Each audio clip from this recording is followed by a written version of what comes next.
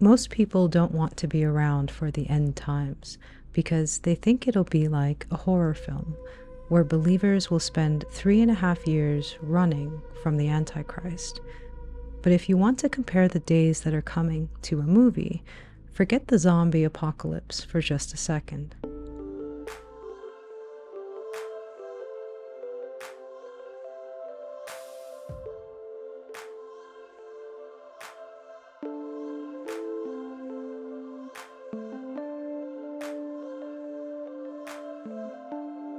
When we think about the end times, the movie that comes to our mind is the Exodus as portrayed in the Ten Commandments. Because the days that we are about to live through are days in which we will be guided to safety and hidden in the shadow of our mighty God's wing. At the end of it all, we will have stories to tell for 1,000 years of how during a short time of tribulation for the world, our Father delivered us and watched over us very carefully. And how once he cleansed the earth, he gave us a beautiful land to inherit that we could actually enjoy in peace. In the next few episodes, we're going to spend some time talking about the last 7 years of the age, why these days have to come, what we can expect to happen, and what our Father has planned for us during this time. We'll put together a timeline of how we think the end time events will play out, and we'll also take a look at Daniel's prophecies in the original Hebrew to see what new information we can gather. But most importantly, if you remember anything from this study, please remember this. No matter what happens from now until the end of the age, our Father has you covered.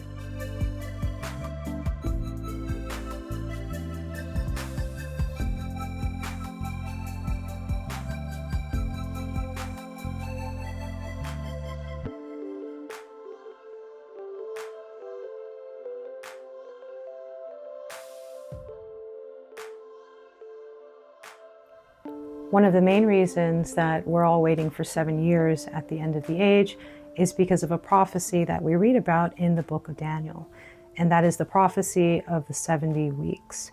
So for a little bit of context, Daniel is living in the land of Babylon. He's in exile because the temple and the city of Jerusalem have been destroyed and taken over by King Nebuchadnezzar of Babylon. And while he's in there, he's in Babylon, he's praying and he's crying out to God. And Father hears him, and he sends his messenger, Gabriel, to him to deliver a message. And this is what Gabriel tells Daniel. 70 weeks are determined upon thy people and upon thy holy city to finish the transgression and to make an end of sins and to make reconciliation for iniquity and to bring in everlasting righteousness and to seal up the vision and prophecy and to anoint the most holy. So what Gabriel is doing here is he's telling Daniel and he's telling us what the purpose is for these 70 weeks. Now, the word weeks in Hebrew is Shabua. And a Shabua in Hebrew just means 7. So literally, 70 weeks is 70 sevens.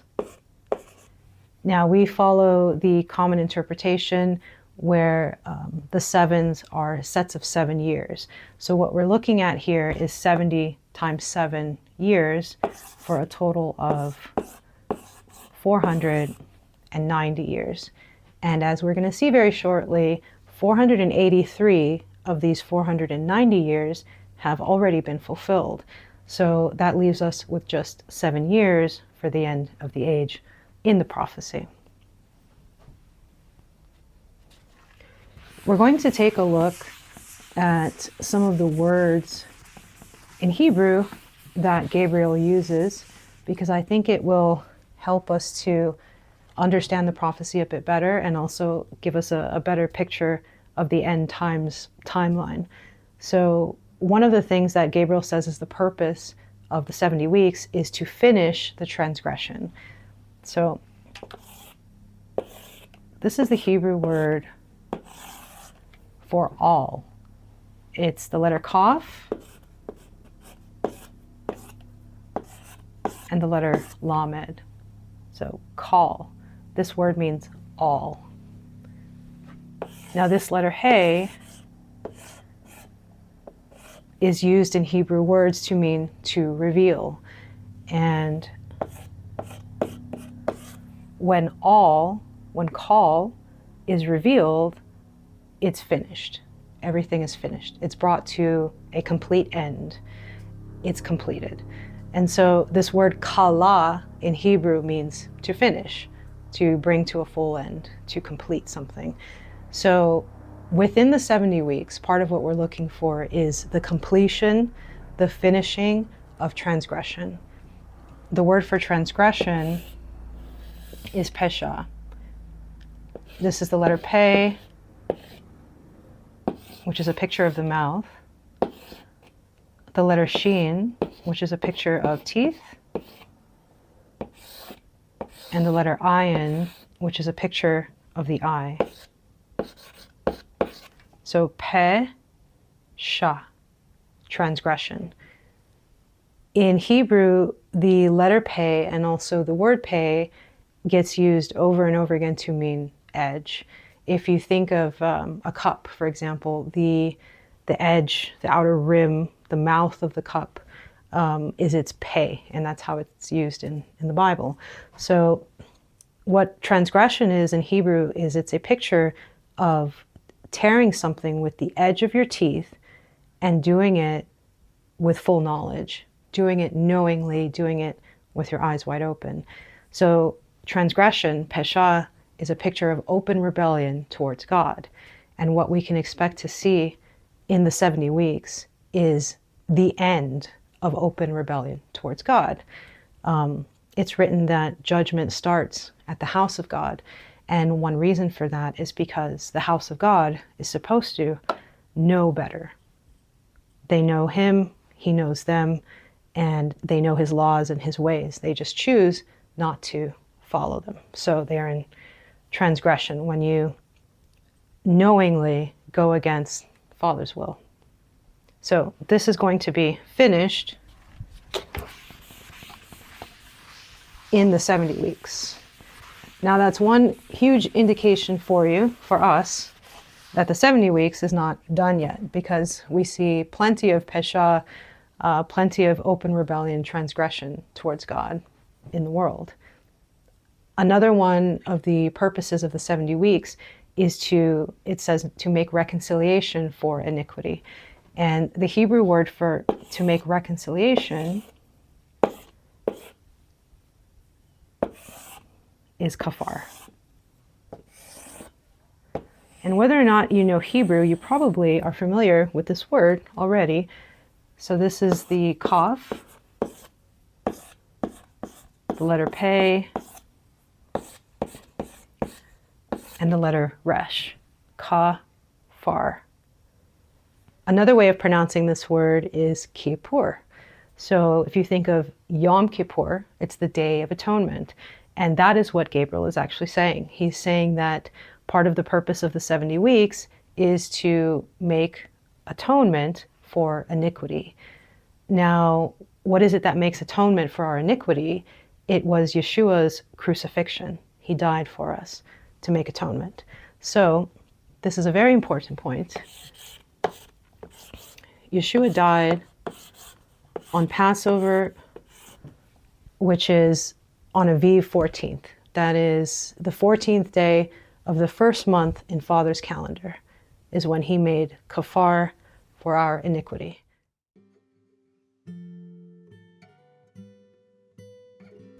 Gabriel continues and he says, "Know therefore and understand that from the going forth of the commandment to restore and to build Jerusalem unto Messiah the Prince shall be 7 weeks and 62 weeks. The street shall be built again, and the wall even in troublous times." So what Gabriel is doing here is he's breaking up the 70 weeks into a few different time periods for us. And he starts with a period of 7 weeks.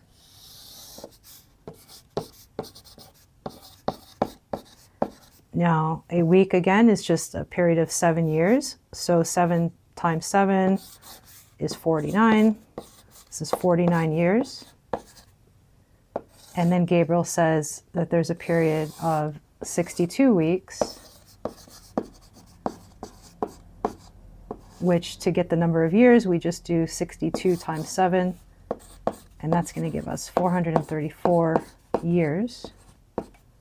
So altogether, 483 years. The starting point, Gabriel says, is the going forth of a word to restore and to build Jerusalem. In the King James Version, it says the going forth of the commandment, but the literal Hebrew translation is just the going forth of a word. A lot of people disagree as to the start of the 70-week period and what's the actual word that went out that starts the clock on this prophecy. So there are a few different decrees that that people choose to look at, but ultimately we're just looking at one decree that is made several times, and it's the decree that Father originally told Isaiah about hundreds of years before Israel, before Judah was even placed into exile into Babylon. Father said that I'm going to raise up somebody named Cyrus, and Cyrus is going to cause my city, my house to be rebuilt. So that is the initial and the single word that was given, and that word is repeated by Cyrus when he eventually was born and he was made king of Babylon and Persia. But specifically when he took over Babylon and he gave the word to send the people home, fulfilling the prophecy that Father had given to Isaiah. There's also the decree that came through Darius and that came through Artaxerxes. Now in the book of Ezra, it speaks of the decree of Cyrus, Darius, and Artaxerxes as one decree. So scripturally, any of those proclamations can be considered as one of the starting points. We go with the one that happened at the time of Nehemiah. So from the going forth of a word until Messiah, Mashiach Nagid, so literally an anointed prince in Hebrew, will be 7 weeks and 62 weeks. Now, the end of the 62 weeks here, it marks the last full year of Messiah, of Yeshua's ministry on earth. So after the 62 weeks, Gabriel tells us that Messiah will be cut off, but not for himself. So sometime after the 62 weeks. Now, when Yeshua was cut off, but not for himself, it's speaking of his crucifixion. And we have to include his crucifixion as part of the 70 weeks because it fulfills a key purpose of the 70 weeks, which is to make kafar for iniquity. Father also lets us know in the book of Isaiah in chapter 53 that Yeshua was smitten for the pesha of his people. So we can't exclude this from the 70 weeks. If we've already fulfilled this much time, 483 years, aka 69 weeks, then there's only 1 week left in which we can place Messiah's being cut off. And that has to be in the final week of the prophecy. So this is 1 week.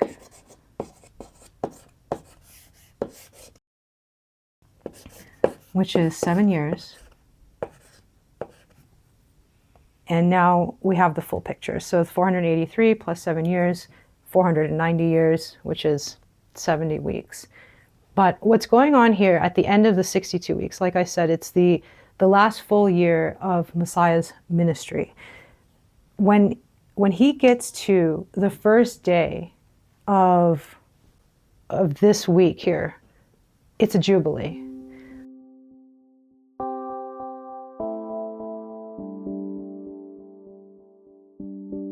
One of the things that Yeshua said when he initially started his ministry, he's basically telling you that he is the anointed prince. He says, "The Spirit of the Lord is upon me, because he has anointed me to proclaim good news to the poor. He has sent me to proclaim liberty to the captives and recovering of sight to the blind, to set at liberty those who are oppressed, to proclaim the year of the Lord's favor. So he's telling you that he's been anointed. He is the anointed prince, Mashiach Nagid. And part of what he did while he was here is he fulfilled the concept of Jubilee. And we do believe that he fulfilled the concept of Jubilee in a Jubilee year. There are full details on that. If you look at our website, I will put a link in the description. But if you follow the historical timeline of Israel, all the way from the time they entered the land and had to start following the Jubilee cycle, it does lead you to a Jubilee year happening in the Crucifixion year. Now, the concept of a Jubilee is perfectly and beautifully fulfilled in what YASHUA did, because there are two main things that happen in a Jubilee year. One is that any Israelite who had sold himself into slavery was to be freed in a Jubilee year. And another thing is that any Israelite who had sold himself into slavery was to be returned to his family and given his inheritance back. Now, the prophets tell us that, now Father tells us, I should say, through the prophets, you have sold yourself for nothing, and I will redeem you without price. When he redeemed us without price, it was right here. It was at his crucifixion. So we had sold ourselves, Israel had sold themselves to sin, and he came and he redeemed us without price. So in that sense, he fulfilled the Jubilee because he freed the captives, as he said at the beginning of his ministry. And also, part of the Jubilee is to, if you've sold yourself into slavery, you're brought back into your family. YASHUA made it so that we are now those who are his, those who believe in who he accepts as his. We become part of the house of God. We are sons and daughters of the Most High because YASHUA made it so that could happen. That is the generation that he came to create, the generation of the children of God. So we are in that sense returned to our family as of this day. And if a son had lost his inheritance, he would get it back. So what Israel had lost because of Pesha, they got back, or they got the opportunity to get it back through Messiah and through what he did. So not only do you get back into the family of God, but you get your inheritance. And YASHUA came to make this not only an inheritance and salvation and freedom for the children of Israel, but he opened it up to the children of all of the nations. So I do believe that that is a complete, total fulfillment of a Jubilee. And it does seem to match the timeline of the Jubilee cycle that this happened in a Jubilee. So from the going forth of the word to restore and rebuild Jerusalem, when Nehemiah goes into the land and starts building up the fortifications of the city, from that point until Messiah the Prince, we've got 7 weeks and 62 weeks. And he's cut off after the 62 weeks. So he has to be cut off within, he dies for us. He has to be cut off within the final week of the prophecy. So I do believe that when we get to the rest of this time period, which is the remainder of the last 7 years of the age, it will be with 14 days already having been fulfilled by our Messiah. And the reason I say 14 days is because, as I mentioned earlier, when YASHUA was crucified, it was on the 14th day of the first month, Aviv, in Father's calendar. So 7 years minus 14 days is what I am personally looking for as being the starting point of the last 7 years of the age.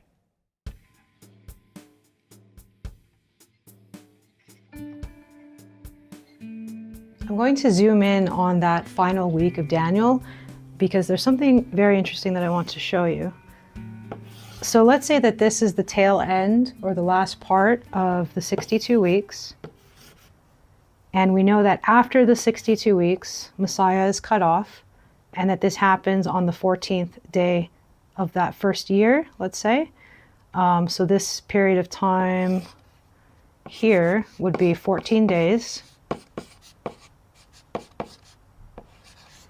And I do believe that this event, when Yeshua was crucified, it stopped the clock on the 70 weeks prophecy, and that the remainder of the last 7 years is yet to be fulfilled, and that it will be fulfilled sometime in the future. So let's say this is 7 years that's left minus 14 days. Now, that would mean that we are living in a kind of a gap period, waiting for the rest of the prophecy to come to pass, when, transgression is finished, and when there's no more sin, and all of the things that Gabriel describes to Daniel. So in this gap period, just call this gap, the angel Gabriel, he gives us an idea of what's happening, and actually so does the book of Revelation. What Gabriel says is that after 62 weeks, so after the 62 weeks, shall Messiah be cut off, which brings us here, but not for himself. And the people of the prince that shall come shall destroy the city and the sanctuary, and the end thereof shall be with a flood, and unto the end of war desolations are determined. So one thing we can expect to see in this gap, and which we did historically see, was the destruction of Father's house. So the sanctuary was destroyed. Now, in the King James Version, it says, and unto the end of the war, desolations are determined. But if you were to look at the original Hebrew for that verse, literally what it's actually saying is until an end of war, not until an end of the war, which implies that we're talking about one war, possibly the same war between the Romans and the Jewish people that resulted in the sanctuary being destroyed. It's not the war. It's until an end of war, period. So if we look around today, there are plenty of wars still going on in the world, and we do not expect to see an end of war until Yeshua returns, which is going to be sometime after or towards the end of the last 7 years of the age. So desolations are determined all the way through the gap period that we're living in and until the end of the age. Desolations in the land is what we are expecting to see until an end of war, is what the prophecy is actually saying.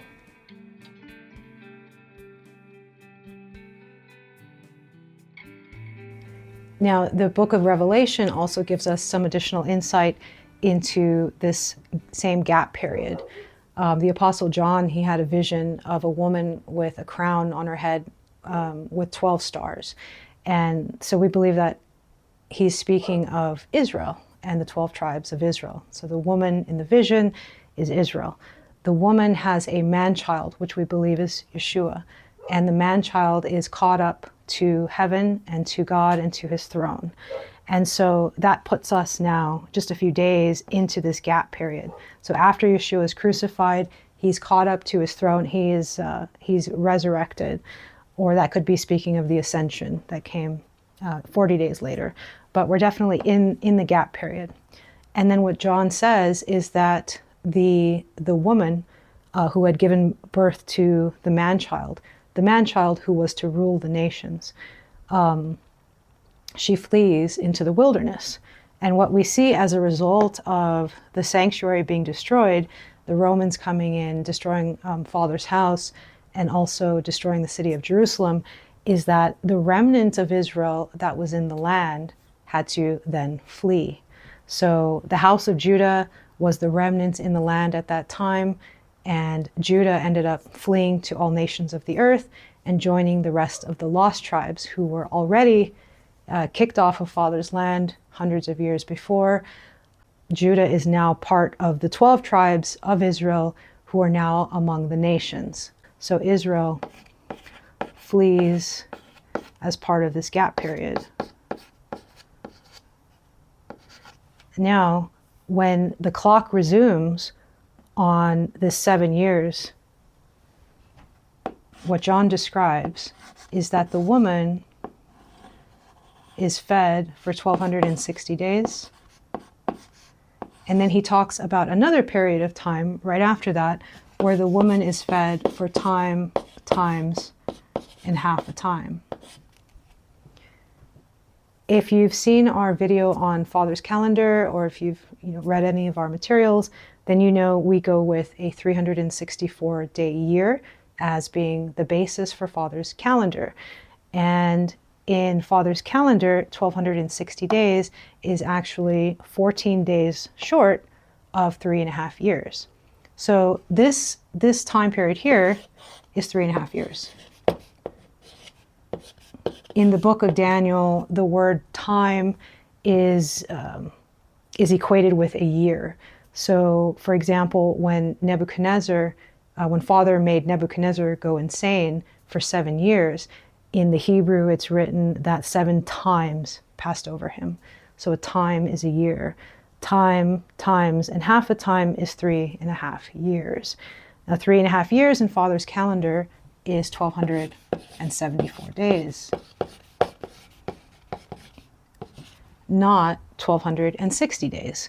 So these two periods of time are not equal.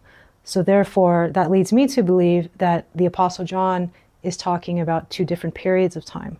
And what I think he may be saying is that when the sanctuary is destroyed and Israel flees into the wilderness of the nations who the man-child will eventually rule. So YASHUA, eventually, he's coming as King of Kings. He's ruling over all of the nations and all of the earth. When the clock resumes on the last 7 years, 14 days have already been fulfilled by YASHUA. And that is why there are only 1260 days in the first part of the last 7 years. That's my thought, that's my theory. You're free to disagree. And so there's 1260 days in the front where we would expect to see Israel, the tribes of Israel, still scattered among the nations for the first part of that last week. And in the second part of the final week is the time, times, and half a time. So one thing that's very important to note is in both cases, whether we're talking about the beginning of this 7-year period or the end of this 7-year period, in both cases, the woman is fed and nourished.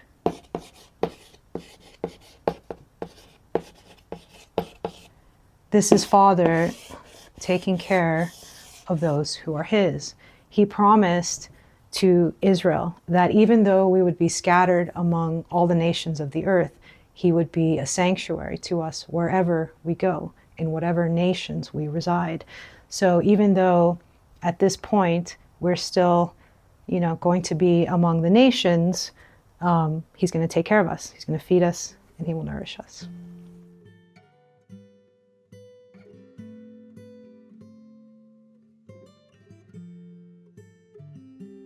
The book of Daniel and also the book of Revelation are both pointing us to believe that there are 7 years at the end of the age. But some people think that there's only 3.5 years that we are waiting for. But it's not just in Daniel, and it's not just inferred in Revelation that there is a full 7-year time period. There's also the point that I made earlier about King Nebuchadnezzar. So Jeremiah had made a prophecy that Israel and the surrounding nations were to serve the king of Babylon for 70 years. But Father made the king of Babylon go insane, leave his throne, and go and live like a wild man for 7 years. So that is 7 years that Israel and the surrounding nations still owes to the king of Babylon, to being in servitude of the king of Babylon. We're going to talk about that hopefully with Carlos in just a bit. So that's another indication that we're waiting for a full 7 years. And a third indication is from the book of Enoch. So if you took a look at our first video of Generations of the World, we went through Enoch's 10-week prophecy. And so he uses a week in the same way that Daniel and that other books in the Bible use the word week. A week is a 7 of something. And we believe that Enoch's 8th week is the 7 years before the end of the age. And that's because the 2 weeks that follow it are very obviously talking about life in millennium. So Enoch actually calls this last period, that last 7 years, he calls it a week of righteousness.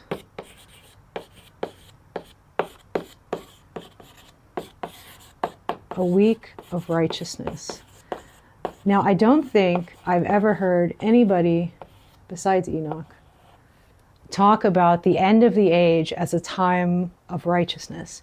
I've heard a lot of descriptions, assigned to this period, tribulation, hell on earth, lots of things like that. But a week of righteousness is what the prophet Enoch called it. And that is because righteousness is to follow the will of God. Father has things that he wants accomplished on this earth. And once we get to the end of this last 7 years, he is going to fulfill a lot of promises that he has made to his children. One of which is, you will inherit the earth. So part of what he's going to do here is going to be to prepare the earth and to prepare you for the inheritance that is coming. He's also going to get rid of all of the wicked and anything that would cause you to sin in this period, so that when you get to your inheritance, you can actually enjoy it. You can live forever without, messing it up and separating yourself from God and losing your inheritance. So he's going to clean it all up, and that is part of righteousness. When YASHUA went to be baptized by John the Baptist was like, hey, it should be you baptizing me. And YASHUA told him, let it be so, to fulfill all righteousness, because that was Father's will, was for him to be baptized by John. So let it be so. So I would say the same thing. I would echo YASHUA's words for what we are about to experience. It is a week of righteousness. It is to fulfill our Father's will, and let these things be so that his will can be done.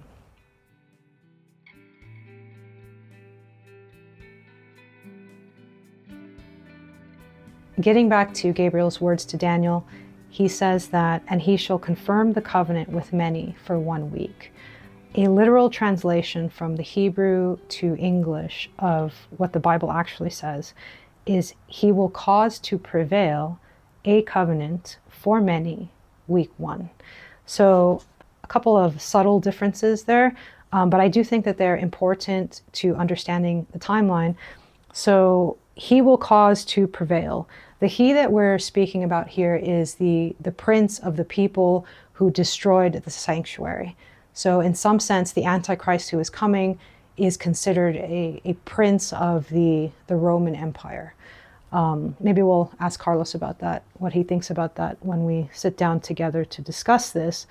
I don't have any opinion on what exactly that would mean, if that's a principality or if that's someone who's part of the governmental bodies that have flowed out of the Roman Empire.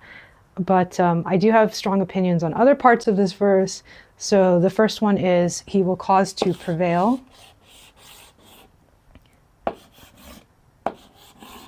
It comes from the Hebrew word gabar. So this is Gimel, Beit, Resh, Gabar. And the way that this word is used in the scriptures is to cause to become strong, so to enlarge, to magnify. When the floodwaters were on the earth and they were rising on the earth, they were gabaring, they were prevailing upon the earth. So we can expect the Antichrist to cause to become strong or to become great, a covenant for many in the last week. A lot of people think that what it is literally saying is it's going to be a 7-year agreement, but that's not what the Hebrew says. It says, he shall confirm the covenant with many for 1 week, but the literal is, he will cause to prevail a covenant for many week 1. So all Gabriel is doing there is he's identifying the time period that he's talking about. He's already talked about the 7, he talked about the 62, and at this point he's talking about the last week. Not necessarily saying that this is going to be a 7-year agreement. And also there's no mention of peace, meaning peace treaty. There's no mention of that in this verse either.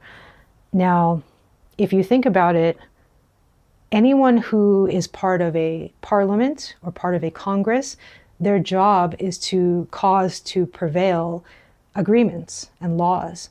So I don't think there's anything in that scripture that's telling us that the Antichrist will be the one, he's a king or something and he will be the one to sign off on agreement. He could be part of a larger governmental body, or a group of people in the shadows, because it does say that he becomes strong with a small number of people. But he's part of a group that causes some sort of agreement for many people to become strong. So I think Gabriel is very vague in his words, and I don't want to add any specification to his words that he didn't want us to have. So I don't think we'll be able to identify the Antichrist from that, certainly not at the very beginning. Later on, there are some things that we're going to go through. In the next few episodes, we'll talk about what the Antichrist will be doing that will make it abundantly clear who it is.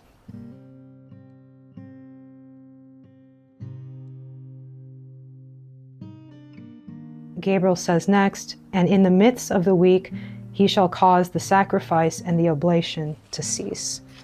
So, in the midst of the week, the word for midst is chatzi. That's chet, sade, and yod. So chatzi.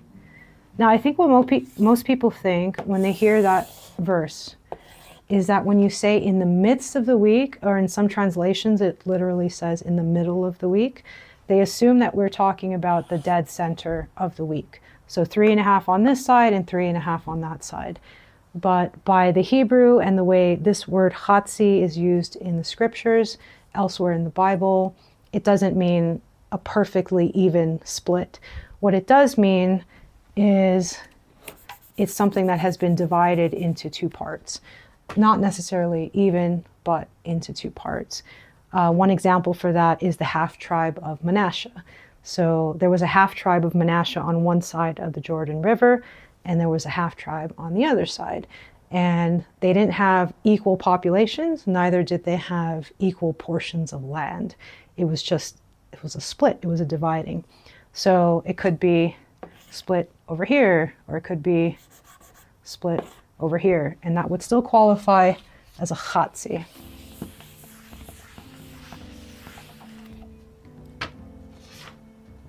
So in the midst of the week, he will cause the sacrifice and the oblation to cease, and for the overspreading of abominations, he shall make it desolate, even until the consummation. The word there is kala. So even until a full end, kala. And that which is determined shall be poured upon the desolate.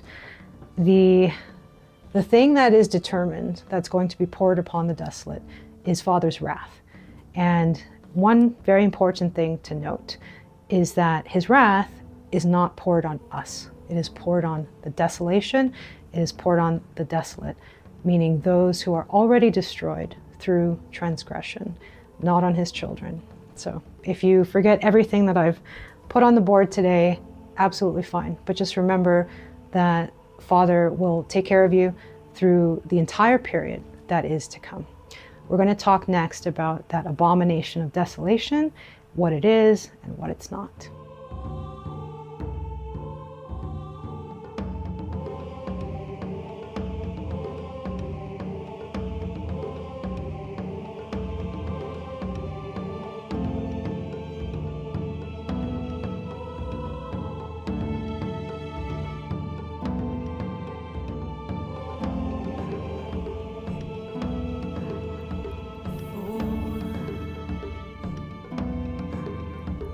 Oh.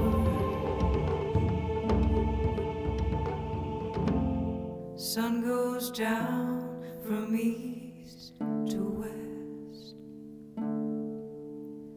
and my heart's still with you.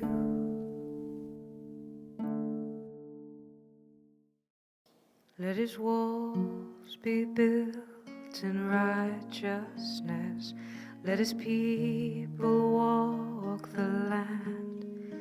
Let all the precious of the Lord appear in his hand. And though the world burns in Zion, let it come.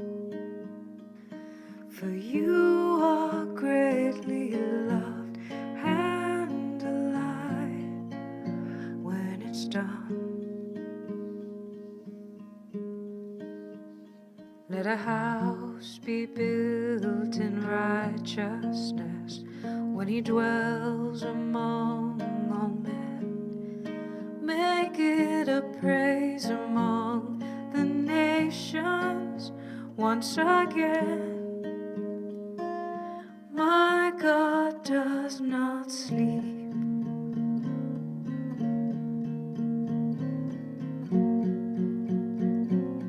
We give him no rest.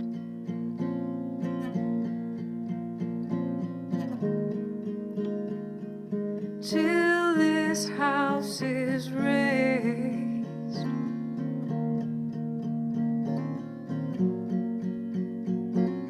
On his holy land.